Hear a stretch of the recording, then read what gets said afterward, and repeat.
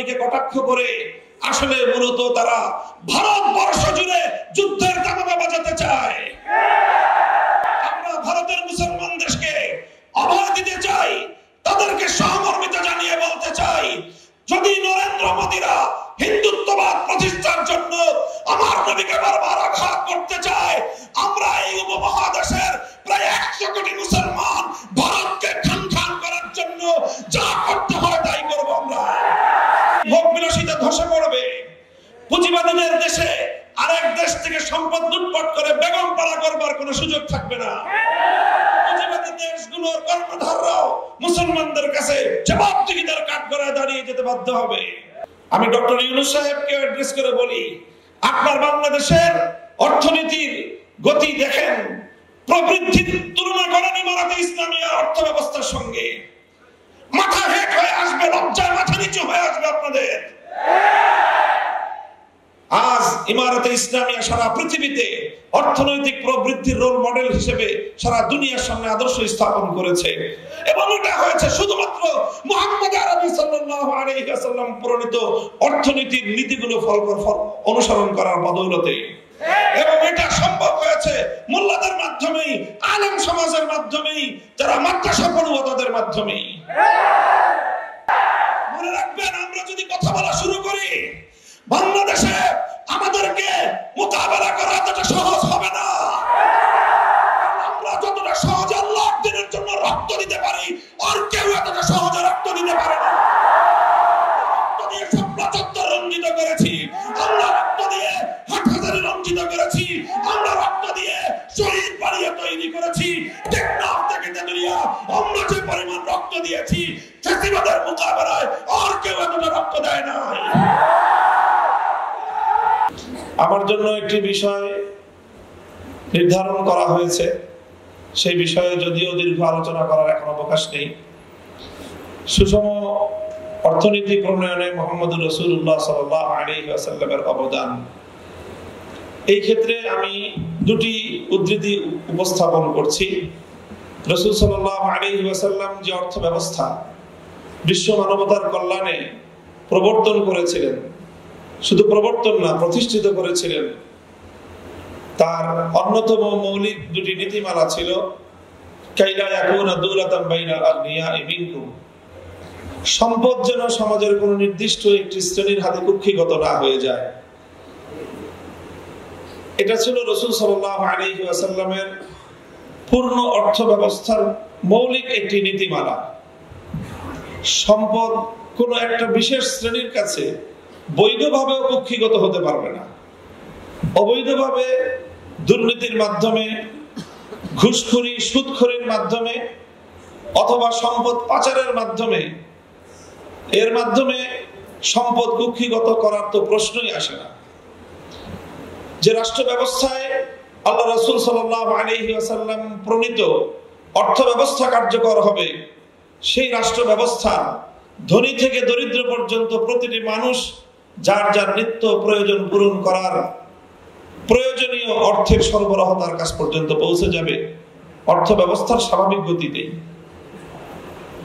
এমনকি আমরা জানি যে যাকাত প্রদান করা মানুষের, প্রত্যেকটি সম্পদশালী মানুষের জন্য ফরজ। আল্লাহ রাসূল সাল্লাল্লাহু আলাইহি ওয়াসাল্লামের সুস্পষ্ট ঘোষণা রয়েছে, তিরমিজি শরীফ সহ অনেকগুলো হাদিসের কিতাবের মধ্যে হাদিসটি বর্ণিত, যে নবীজি সাধারণ দরিদ্র মানুষের অর্থনৈতিক নিরাপত্তা নিশ্চিত করার জন্য যে একটি মূলনীতি ঘোষণা করেছেন, সেটি হলো যে ইন্না ফিল মালি লাহাক্কান সিওয়াজ যাকাত, দরিদ্র মানুষের প্রয়োজন পূরণ করার জন্য ধনীদের সকল সম্পদের মধ্যেই দরিদ্রদের অধিকার রয়েছে।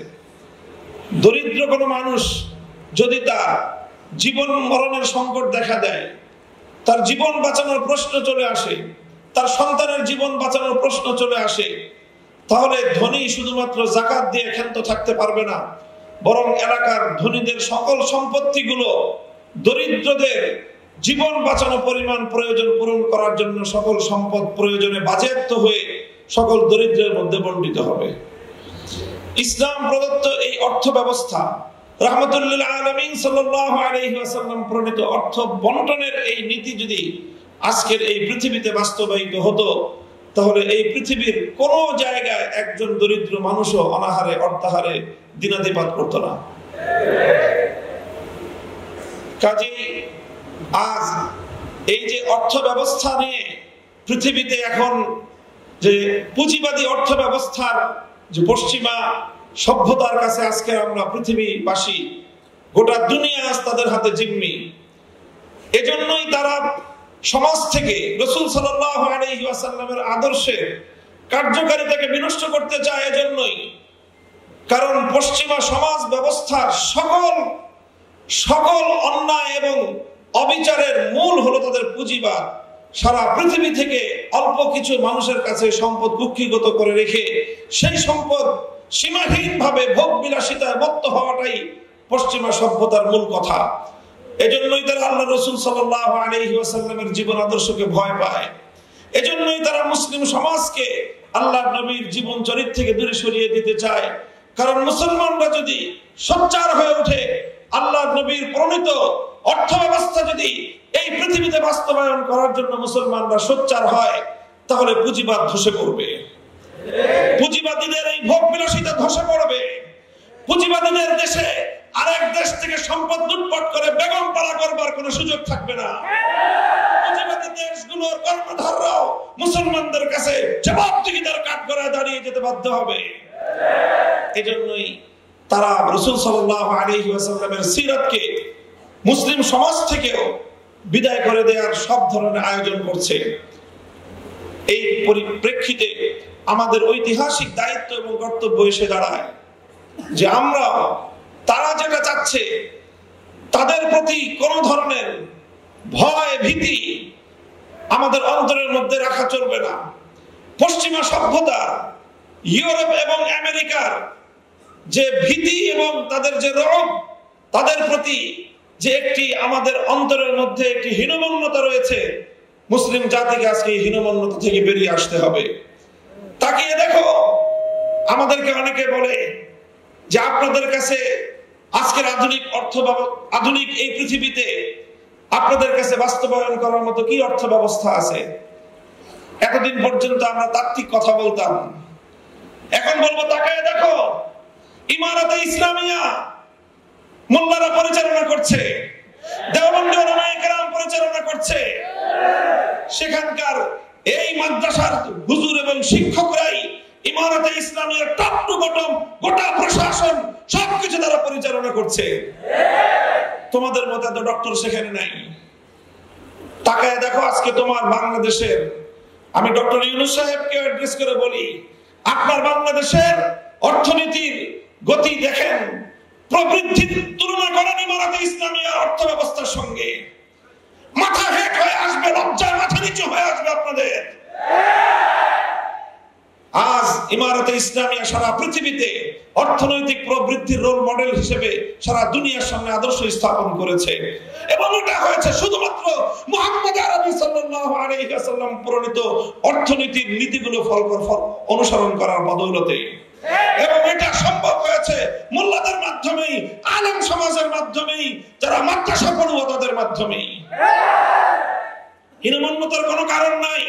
সেই দিন আসছে, সেই দিন আসছে, এই যে ভারত আমার নবীকে নিয়ে দুদিন পর পর ইজ্জত নিয়ে নবীর উপরে কটাক্ষ করে তারা যে আগুন নিয়ে খেলছে, যে আগুন নিয়ে খেলছে, এই নূপুর শর্মার এই অপকর্ম শেষ হওয়ার আগেই রামজি মহারাজ এবং নীতিশ নারায়ণ রানে তারা এভাবে একের পর এক আল্লাহর নবীকে কটাক্ষ করে আসলে মূলত তারা ভারতবর্ষ জুড়ে যুদ্ধের দামামা বাজাতে চায়।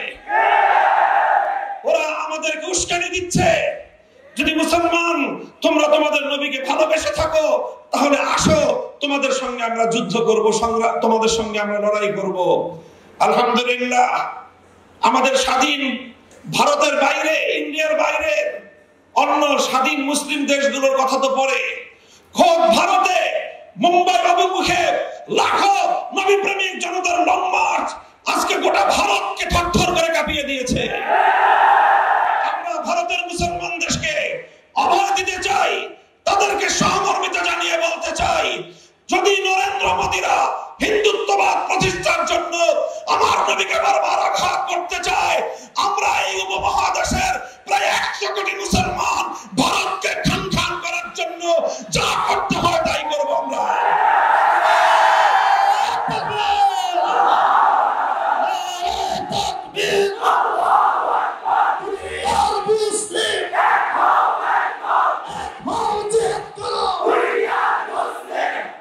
আখেরি কথা, আমাদের অন্তর্বর্তীকালীন সরকারের উপদেষ্টাদেরকে বলি, দেখেন একটা আমি স্মৃতিচারণ করি অতীতের এক সময়। বিরোধী দল আন্দোলন করতেছে, বিরোধী দল একটা ইস্যু নিয়ে আন্দোলন করতেছিল। কি ইস্যু? এই যে নির্বাচন কমিশনার, প্রধান নির্বাচন কমিশনারকে আমরা মানি না, নাম ছিল তার আব্দুল আজিজ কমিশন মানি না। সরকার বলল ঠিক আছে, আজিজ কমিশনার মানব, তাহলে বদলায় দিই আমরা। বদলায় দিল আরেকটা প্রধান নির্বাচন কমিশনার, নাম হলো মাহফুজ। ও আসলো যখন, বিরোধী দল দেখলো এটা তো আরো বড় তাদের জন্য সমস্যা। যখন সরকারে থাকে তখন বিরোধী দলকে বিরোধী মতের সংগ্রাম এবং আন্দোলনগুলোকে দমন করার জন্য এই ধরনের অপকৌশল অনেকেই আশ্রয় নেয়। যে প্রথম দেয় ছোট শয়তানের বিরুদ্ধে প্রতিবাদ করলে ঠিক আছে বদলায় দিলাম, বদলায় বসায় বড় শয়তানকে। ডক্টর ইউনূস সাহেব, অন্তর্বর্তীকালীন সরকার, আমাদেরকে এত বোকা ভাবেন না। একটাই অনুরোধ করবো, এত বোকা ভাববেন না আমাদেরকে। আমরা এক শয়তানের বিরুদ্ধে আন্দোলন করলে ছোট শয়তান বদলায় বড় শয়তান বসাবেন। আমরা শিক্ষা ব্যবস্থায় ধর্ম রিলেটেড বিষয়গুলোকে সাব্যস্ত করার জন্য আপনাদের তত্ত্বাবধায়ক সরকারে একজন ধর্ম উপদেষ্টা আমাদের আলেম সমাজের থেকে প্রতিনিধিত্ব করতেছেন, ডক্টর আহম খালিদ সাহেব। বাংলাদেশের ইসলামপন্থীরা সকলে তার ব্যাপারে একমত, কারো তার ব্যাপারে দ্বিমত নাই। এরকম একজন ইসলামপন্থীদের সর্বজন গ্রহণযোগ্য ব্যক্তি আপনাদের পরিষদে থাকার পরেও আপনারা শিক্ষা কমিশনে ধর্ম বিষয়ক স্কলার যখন নেবেন, আহম খালিদ সাহেবকে জিজ্ঞাসা করেছেন? আপনারা করেন নাই। সবকিছু আপনারা আপনাদের মন মতো করবেন, ইসলাম বিষয়ে আপনারা আলেম সমাজের মতামতের তোয়াক্কা করবেন না। আর এরপরে আমরা গলা ফাটায় চিৎকার করলে বলবেন যে হুজুর এত চিৎকার করে কেন? এরপরে ছোট শয়তানের বিরুদ্ধে আমরা প্রতিবাদ করলে ওই ছোট শয়তান বদলায় বড় শয়তান বসাবেন। এইভাবে যদি চলতে থাকে তারপরে আমরা বড় শয়তানের বিরুদ্ধে বলবো না, বড় শয়তানের যারা নিয়ম দেয় তাদের বিরুদ্ধে আমরা কথা বলা শুরু করব। মনে রাখবেন, আমরা যদি কথা বলা শুরু করি বাংলাদেশে আমাদেরকে মোকাবেলা করা এতটা সহজ হবে না। আমরা যতটা সহজে আল্লাহর দ্বীনের জন্য রক্ত দিতে পারি, আর কেউ এতটা সহজে রক্ত দিতে পারে না। রক্ত দিয়ে শাপলা চত্বর রঞ্জিত করেছি, আমরা রক্ত দিয়ে হাটহাজারী রঞ্জিত করেছি, আমরা রক্ত দিয়ে শহীদ বাড়িয়ে তৈরি করেছি। টেকনাফ থেকে তেতুলিয়া আমরা যে পরিমাণ রক্ত দিয়েছি, ফ্যাসিবাদের মোকাবেলায় আর কেউ এতটা রক্ত দেয় না।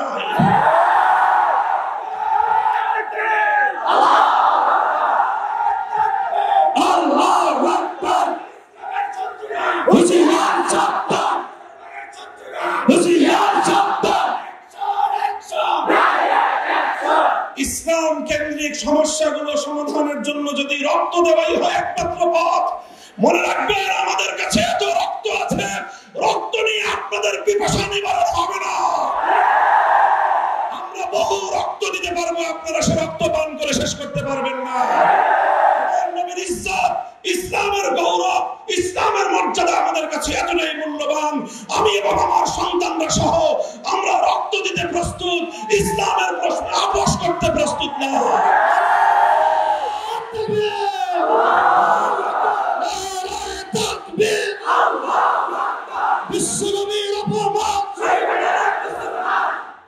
আমাদের খুব বিনীত অনুরোধ থাকবে, নিবেদন থাকবে, শিক্ষা ব্যবস্থা হোক, আইন সংস্কারের ক্ষেত্রে হোক, বিশেষ করে এই দুটো জায়গার কথা আমি উল্লেখ করলাম, শিক্ষা কমিশন এবং আইন সংস্কার কমিশন, আপনারা যাই করবেন ইসলামের নামে ইসলামিক স্কলার হিসেবে একজন ব্যক্তিকে আপনারা সেখানে সিলেক্ট করবেন যে লোকটা নবীর হাদিস অস্বীকারী, এই ধরনের তামাশা আমাদের সাথে করবেন।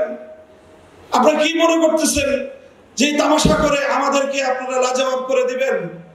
মনে রেখেন, আমাদের পিঠ যদি দেয়ালে ঠেকে যায়, তখন আমরা যে প্রতিক্রিয়া দেখাবো, ওই প্রতিক্রিয়া সামাল দেওয়ার শক্তি না বাংলাদেশের আছে, না ভারতের আছে, না আমেরিকার আছে।